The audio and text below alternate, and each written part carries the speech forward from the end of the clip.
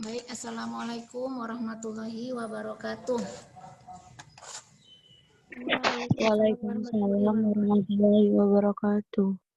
Baiklah, apa kabar anak-anak? Sehat kalian?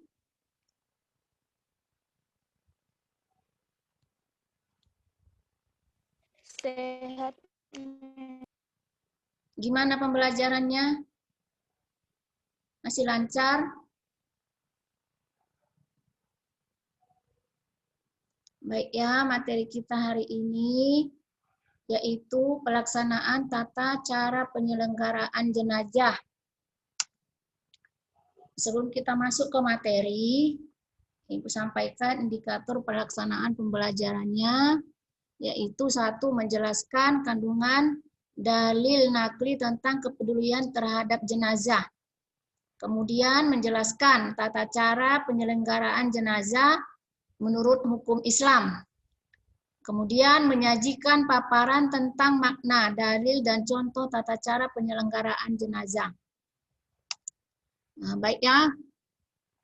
Sebelum kita masuk kepada tata cara pengurusan jenazah, ada baiknya kita terlebih dahulu mengetahui apa saja yang harus dilakukan bagi orang yang hendak meninggal dunia, ya. Bagi orang yang hendak meninggal dunia itu ada beberapa hal-hal yang harus kita lakukan. Baik itu yang meninggal itu saudara kita, orang tua kita apalagi, ataupun orang muslim yang kita kunjungi pada saat sakit. Nah, jadi apa yang harus kita lakukan bagi orang yang sedang sakaratul maut ya, yang sedang ingin menghadapi kematian. Karena menghadapi kematian ini bukan sesuatu hal yang mudah. Jadi banyak goda-godaannya, banyak tantangannya, dan sangat menyakitkan. Makanya kematian itu adalah kiamat kecil, ya. Kematian itu kiamat kecil karena bukan mudah dan sangat menyakitkan. Sebelum seseorang itu meninggal, dia akan mengalami sakaratul maut, yaitu detik-detik kematiannya. Nah, berdasarkan tuntunan dari Rasulullah SAW, ada beberapa hal yang perlu diperhatikan, baik oleh anggota keluarga, pembesuk, orang yang datang mengunjungi orang yang sakit, maupun orang yang sedang sakit itu sendiri. Nah, kalau kita sedang sakit, ingin sakaratul maut, ketika sakaratul maut ada hal-hal yang harus kita lakukan. Yang pertama itu bagi orang pengunjung, yang pembesuk ataupun kaum kerabat yang datang ketika melihat orang sakit itu, menyabarkan orang yang sakit itu sendiri ya, memberi nasihat untuk kesabaran, mengatakan bahwa itu adalah sebagian takdir cobaan Tuhan, karena bagi orang yang sedang sakit itu Allah akan mengangkat 3 dari orang yang sakit jika dia bersabar. Yang pertama itu adalah kekuatannya, kemudian warna tubuhnya, auranya yang tadinya cerah, maka dia akan ketika sakit itu pucat. Makanya kita ketika melihat orang sakit itu pucat dan lemah. Kemudian yang ketiga apa yang diangkat itu adalah dosa-dosanya. Nah, jadi itu kita jelaskan, itu kita berikan penjelasan kepada orang yang sakit supaya dia lebih sabar menghadapi penyakitnya. Kemudian apalagi jangan kita membayangkan sesuatu yang menakutkan kepada orang yang sakit itu. Oh, penyakitmu itu sedang parah, sangat parah, susah diobati, tidak mungkin sembuh. Jangan, berilah optimis kepada orang yang sakit bahwa penyakitnya itu ada obatnya, dia akan segera sembuh. Kemudian kita karena setiap penyakit itu Allah menurunkan obatnya. Tidak ada satu penyakit pun yang tidak ada obatnya. Hanya saja mungkin kita yang belum mendapatkan obatnya, seperti yang kita alami sekarang ini ya, mendunia penyakit atau virus ya. COVID-19, corona. Nah, bukan tidak ada obatnya, pasti ada obatnya, hanya saja belum ditemukan. Kemudian jangan kita takut-takuti, tetapi kita beri kesabaran, beri kekuatan, beri aura positif bahwa agar dia merasa optimis untuk sembuh. Nah, kemudian apa lagi yang kita lakukan? Tuntunlah orang yang sakit itu banyak-banyak berzikir, banyak-banyak berdoa. Ya Allah, apa doanya? Contohnya, ya Allah, jika penyakitku ini, jika aku hidup panjang, lebih baik untukku, maka panjangkanlah usiaku, maka sembuhkanlah aku. Jika matiku lebih baik, ya Allah, ambillah nyawaku, karena memang kullu nafsin za'iqatul maut, setiap yang bernyawa itu pasti akan merasakan mati. Nah, jadi setiap orang pasti mati, sudah tertentu waktunya. Nah, makanya kita jangan takut berdoa seperti itu. Aku berdoa jika tidak lebih baik mati, maka angkatlah. Itu kalau lebih baik memati, maka cabutlah nyawaku. Tidak mengapa kita harus berdoa seperti itu ya, supaya Allah yang tahu kapan kita akan meninggal, menjumpai azal kita, menemui Allah Subhanahu wa taala. Kemudian apalagi orang yang sudah dalam sakaratul maut itu menuntun untuk mengikuti mengikuti kalimat la ilaha illallah. Dituntunlah orang yang sedang sakaratul maut itu mengucapkan kalimat tahlil, kalimat la ilaha illallah Muhammadar Rasulullah. Karena akhir dari hidup kita itu adalah berharap supaya husnul khotimah. Husnul khotimah itu bagaimana? Husnul khotimah itu ketika akhir hayat kita itu mengucapkan kalimat la ilaha illallah, itulah yang namanya husnul khotimah. Ya. Kemudian apalagi yang dianjurkan kepada kita yang melihat, yang melayat, yang mengunjungi orang yang sakit itu, yaitu membacakan Yasin. Ya, nggak ada kita datang rame-rame hanya sekedar melihat, itu lebih baik kita membacakan rame-rame, membacakan surah Yasin, membacakan ayat-ayat Al-Quran. Kenapa? Supaya setan-setan itu terhalang untuk mengganggu orang yang sedang sakaratul maut. Nah, kemudian kenapa dianjurkan seperti itu? Karena setan-setan memang mengganggu ya, menggoda orang yang sedang sakaratul maut tersebut. Apa gangguannya? Nah, setan di dalam mendatangi manusia itu, pada detik-detik kematiannya itu mendatangi manusia, karena memang setan itu adalah musuh yang nyata, dan memang setan itu adalah memang ingin mengajak manusia sebanyak-banyaknya agar ikut bersamanya ke neraka, ikut bersamanya menyekutukan Allah Subhanahu wa taala. Nah, apa bentuk-bentuk setan itu? Banyak. Ketika orang yang sakaratul maut itu, setan itu akan datang berwujud ya, berwujud yang macam-macam wujudnya. Ada yang datang dengan berbagai dengan rupa yang rumit, yang aneh ya, yang aneh seperti datanglah setan-setan itu seperti emas, perak, dan apalagi perhiasan-perhiasan, makanan-makanan yang lezat, minuman-minuman yang enak. Karena memang orang yang sedang sakaratul maut itu kemungkinannya pada saat hidupnya itu sangat cinta dunia, sangat tamak dengan kekayaan, dengan kenikmatan-kenikmatan yang ada di dunia ini. Makanya setan datang membawa barang-barang yang dalam bentuk seperti itu, dalam bentuk-bentuk kemewahan, kenikmatan dunia. Nah, kemudian apalagi bentuk setan? Setan datang kepada manusia yang sedang menghadapi sakaratul maut itu menyerupai binatang yang ditakuti, seperti harimau, singa, pokoknya binatang-binatang yang sangat ditakuti oleh manusia. Makanya terkadang orang yang sakaratul maut itu kita lihat sangat ketakutan ya, sangat ketakutan, menggigil, sampai keringatan. Nah, itu gangguan-gangguan setan. Nah, makanya kita dianjurkan untuk banyak-banyak membaca ayat-ayat suci Al-Qur'an, terutama surah Yasin, kemudian surah pendek juga bisa. Banyak yang harus kita lakukan bagi orang yang sedang sakaratul maut itu ya.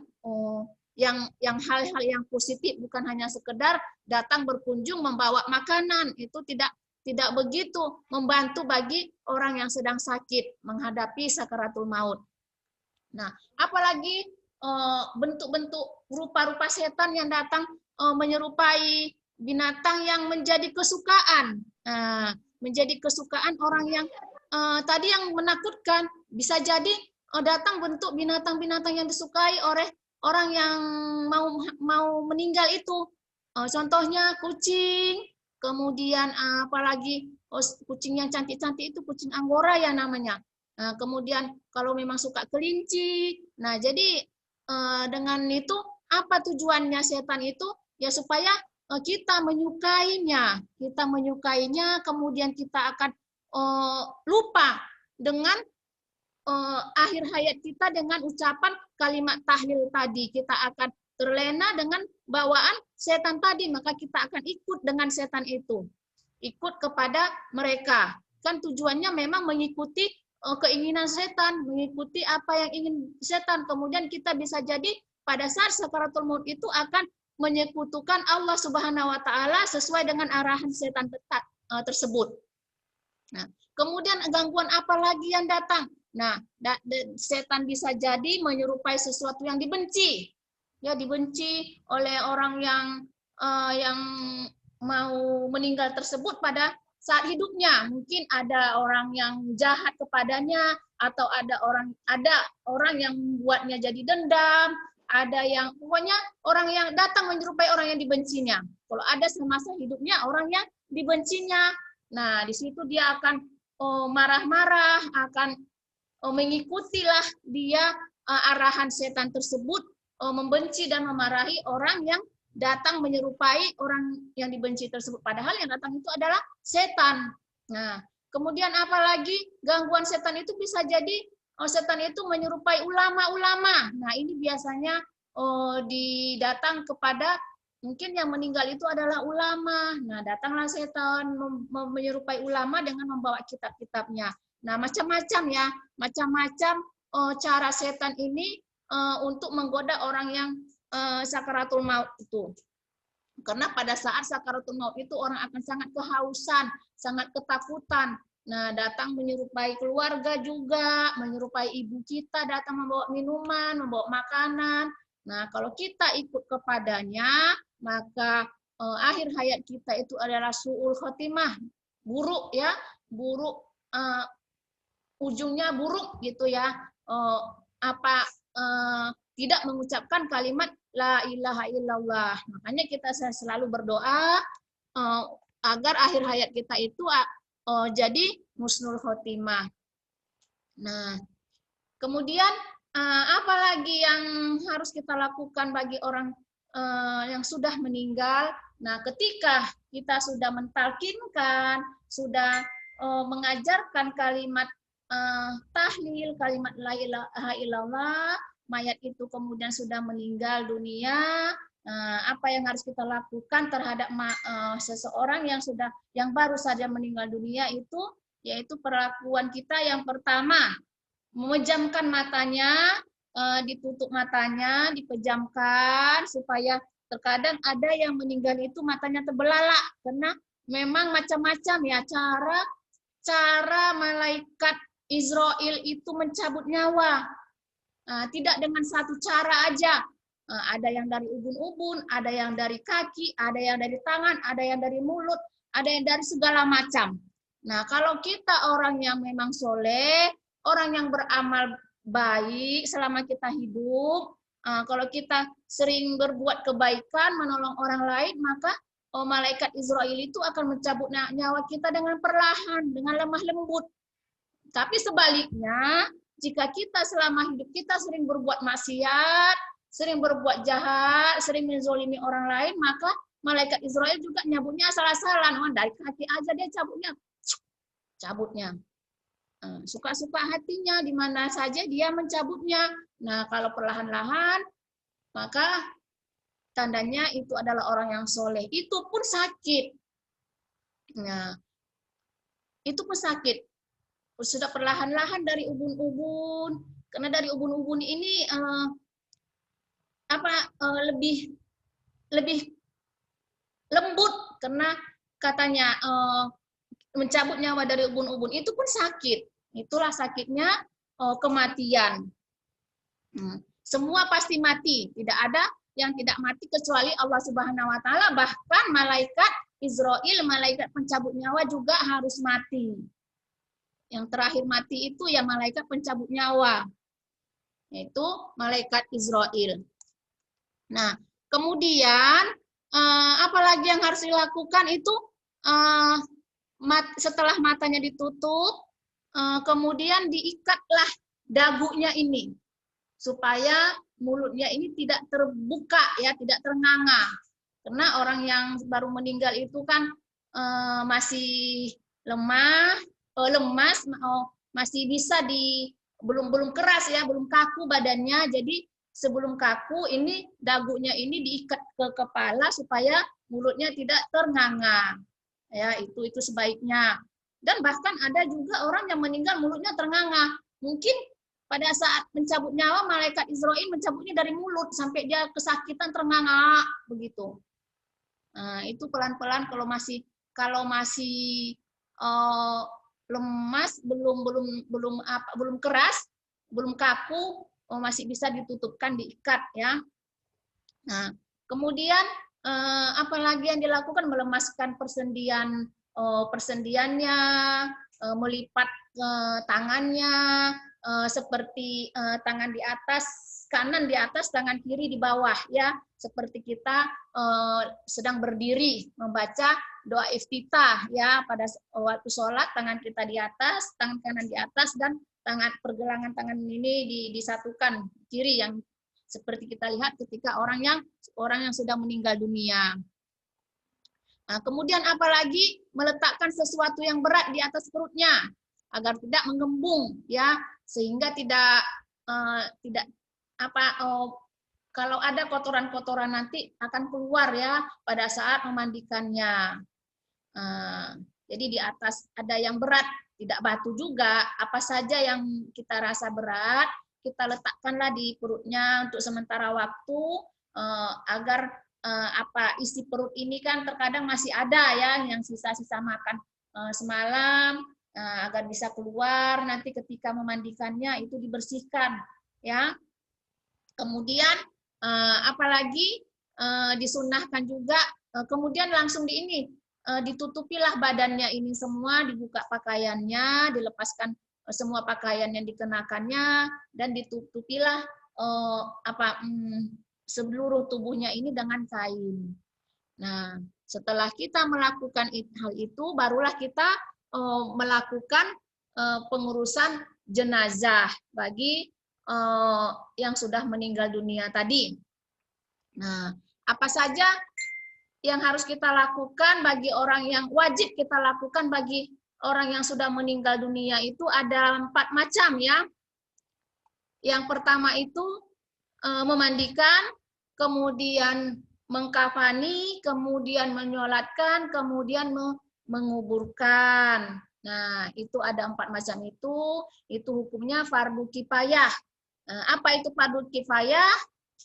Fardu kifayah itu adalah kewajiban yang mana jika dilakukan oleh sebahagian orang, maka lepaslah tanggung jawab atau kewajiban seluruh orang muslim yang ada di tempat tersebut. Jadi kalau tidak ada yang melaksanakan, maka semuanya muslim yang ada di tempat tersebut akan berdosa, ya, tidak melaksanakan kewajiban terhadap jenazah yang sudah meninggal dunia tadi.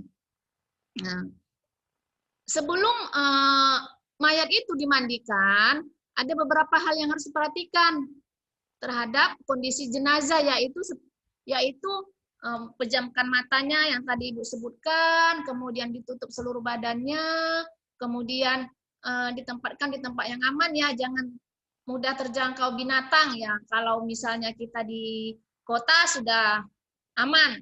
Nah, ini di kampung-kampung yang masih banyak binatang buas yang bisa mencium nanti baunya, karena bau orang yang sudah meninggal itu gampang sekali membusuk ya.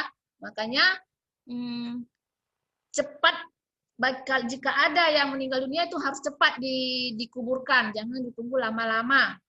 Karena tubuh manusia itu cepat, kalau sudah meninggal cepat membusuknya. Makanya ditanam juga dalam ya, di lebih dalam ya.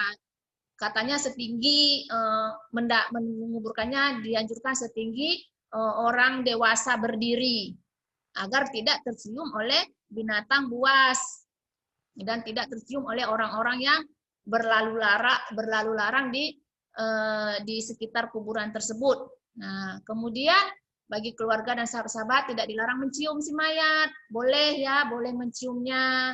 Nah, ada yang mengatakan bahwa orang yang sudah dimandikan itu tidak boleh lagi dicium, sudah dimandikan, dikafani, nanti batal wudunya. Tidak ya, itu pendapat yang salah. Boleh saja kita mencium suaminya, katanya tidak boleh lagi, nanti batal wudunya orang yang si mayat tersebut. Tidak ada batal wudunya lagi ya, tidak masalah. Walaupun dicium tidak ada cerita lagi batal wudu orang yang sudah meninggal. Jadi jangan dilarang ya, kalau ada kerabat kita yang meninggal, kemudian istrinya atau suaminya ingin mencium yang terakhir kali setelah dikafani, setelah dimandikan, jangan kita larang. Tidak masalah, tidak ada sangkut pautnya, tidak membatalkan wudhu bagi si mayat. Nah, jadi tidak yang membatalkan wudhu bagi orang yang masih hidup, orang yang sudah meninggal itu tidak lagi batal wudhunya. Jadi boleh saja mencium, Bu, boleh, nggak masalah.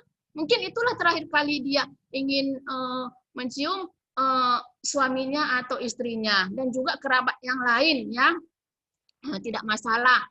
Jadi pendapat itu yang katanya itu sering kita dengar-dengar, jangan dicium lagi, nanti jatuh air matanya. Nah, itu tidak itu bukan sesuatu yang dilarang ya. Itu boleh-boleh saja, tidak masalah.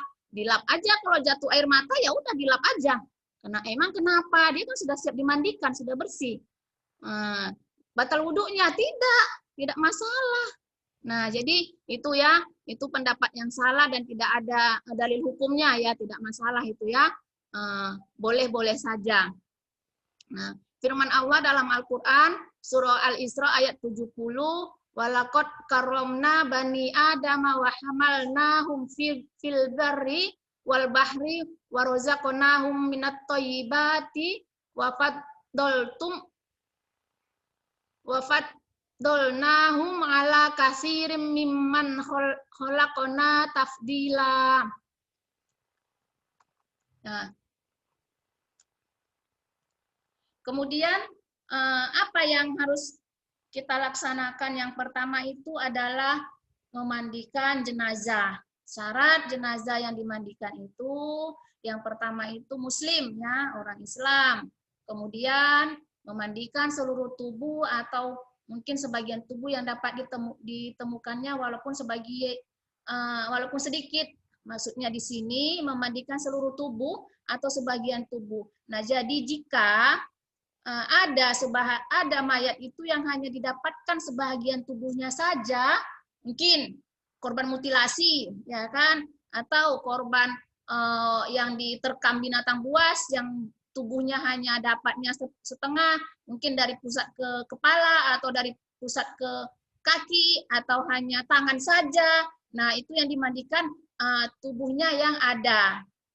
Tidak mesti semuanya. Itulah yang dimandikan dan dikuburkan. Walaupun sedikit yang kita dapat, tangan aja, mana semuanya? Ya hilang, nggak nampak, gitu kan? Udah habis dimakan harimau, tinggal tangannya yang tersisa. Ya tangannya itu ajalah yang dimandikan. Kemudian bukan mati syahid ya, mayat tersebut bukan mati syahid. Kalau mati syahid itu tidak perlu dimandikan, langsung dikafani ya. Darah-darahnya itu juga langsung dikafani dan disolatkan, kemudian dikuburkan orang yang mati syahid.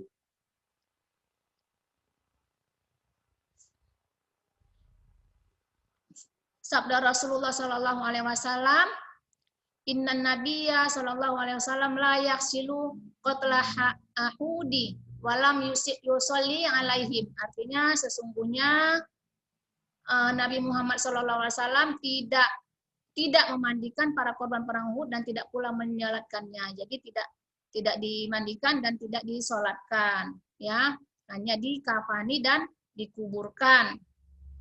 Nah, bagi jenazah yang mati syahid. Nah, tata cara memandikan jenazah ini nanti kalian bisa searching aja ya. Bisa lihat di YouTube yang agar praktek langsung. Biasanya kalau kita aktif belajar, kita juga akan nonton bersama bagaimana tata cara memandikan jenazah.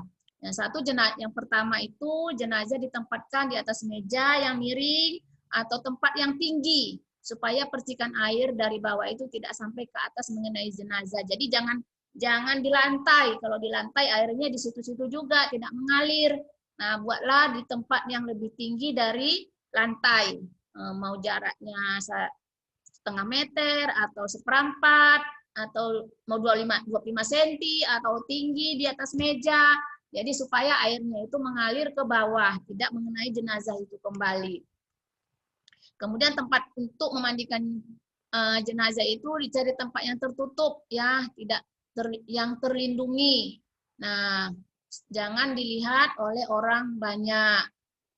Nah, kemudian di antara meja atau tempat memandikan diletakkan pohon pisang atau kurang lebih 5 potong gunakan untuk bantalan. Nah, ini enggak mesti ya, enggak mesti pohon pisang, apa saja yang bisa bantalannya. Kemudian pada saat dimandikan jenazah diberi pakaian basahan atau kain sarung agar auratnya tidak terbuka. Jadi tidak terbuka semua ya, harus tertutup. Jadi enggak seperti kita juga mandi itu jangan tidak juga terbuka semua, pakai kain basahan ya. Jadi mayat juga tidak terbuka, harus ditutupi juga agar auratnya tidak terbuka. Kemudian setelah disiapkan tempat memandikan, mayat diangkat dan diletakkan di atas pohon. Enggak mesti di atas pohon pisang ya, berada di atas meja, kemudian disiram ke seluruh tubuh dengan menggunakan air sabun. Enggak, apapun yang untuk menjadi alasnya boleh-boleh saja. Apalagi sekarang ini ada terpal, ada karpet, ada apa namanya itu yang untuk karpet yang yang plastik ya, agar tidak meresap. Itu juga boleh. Kemudian membersihkan kotoran seperti kotoran dari perutnya. Nah, dari kotoran perutnya tadi yang telah itu tadi fungsinya kita di perutnya itu dibuat sesuatu yang berat agar keluar kotoran-kotoran. Nah, kotoran yang di perutnya itu dari lubang buburnya itu dibersihkan semuanya pelan-pelan ya. Dibersihkan sampai bersih. Kemudian kotoran-kotoran di hidung, di telinga juga dibersihkan ya secara perlahan-lahan. Nah, setelah mayat dibersihkan dari najis dan kotoran pada setiap lubang-lubang yang ada, lubang air, lubang hidung, lubang dubur, kubul, dan juga telinga, itu kemudian dimandikan bagian badan sebelah kanan, baru sebelah kiri. Jadi disunahkan kanan duluan atau kiri duluan, kemudian baru kiri. Kemudian kalau tidak bisa pun dengan posisi kanan duluan, baru kiri, tidak masalah. Itu hanya sunnahnya aja ya, boleh-boleh saja. Nah, kemudian waktu memandikan jenazah disunahkan disiram 3 kali atau 5 kali. 3 kali, menyiramnya 3 kali atau 5 kali. Kemudian setelah jenazah selesai dimandikan, lalu disisir rambutnya dengan rapi, kemudian diwudukkan, kemudian disiram dengan air yang dicampur dengan wangi-wangian. Jadi setelah wudhu dimandikan dengan wangi-wangian, boleh dengan kapur barus, boleh dengan wangi-wangiannya yang dari bunga-bungaan, air bunga. Nah, yang penting wangi-wangian, tapi biasanya kita pakai kapur barus. Kemudian jenazah dikeringkan dengan kain handuk. Jenazah diangkat kemudian diletakkan pada kain kafan yang sudah disiapkan. Nah, jadi mengkafani nanti ya. Nah, itu tadi. Ingat tadi ada jenazah diwudukan.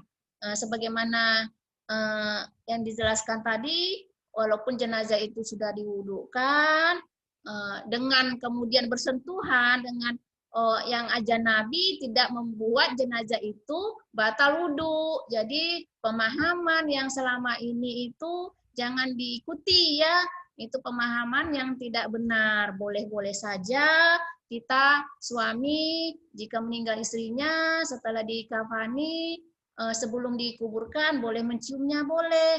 Jadi kayak mana kalau air matanya tersentuh keluar tiba-tiba kan sedih gitu kan, jatuh air mata kena lagi juga tidak masalah ya, tidak apa-apa. Itu pemahaman yang tidak akurat, tidak benar ya, nggak masalah. Tidak ada ceritanya mayat itu batal wudhu. Yang ada yang batal wudhu itu adalah orang yang masih hidup. Nah, jadi untuk pertemuan berikutnya mengkafani jenazah. Nah, jadi sebelum kita cerita tentang mengkafani jenazah, Ibu berharap kalian sudah men-searching, mencari di YouTube tata cara memandikan jenazah dan juga sekalian tata cara mengkafani agar kalian juga nanti ketika kita selanjutnya materi kita lanjutkan dengan mengkafani dan mensolatkan, kalian sudah siap ya. Juga kawan-kawan yang juga tidak ikut dengan live Zoom ini akan kita beritahu agar mereka melihat tata cara, menonton tata cara memandikan dan mengkafani jenazah. Dan juga hafalan kalian akan ada nantinya, yaitu bacaan sholat jenazah, takbir ketiga dan takbir keempat. Baik, sampai di sini materi kita tentang tata cara pelaksanaan terhadap jenazah. Ibu sudahi. Assalamualaikum warahmatullahi wabarakatuh. Waalaikumsalam warahmatullahi wabarakatuh. Diam di sini.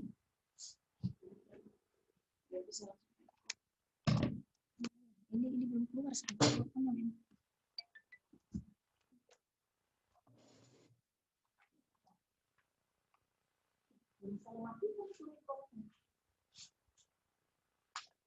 Kalau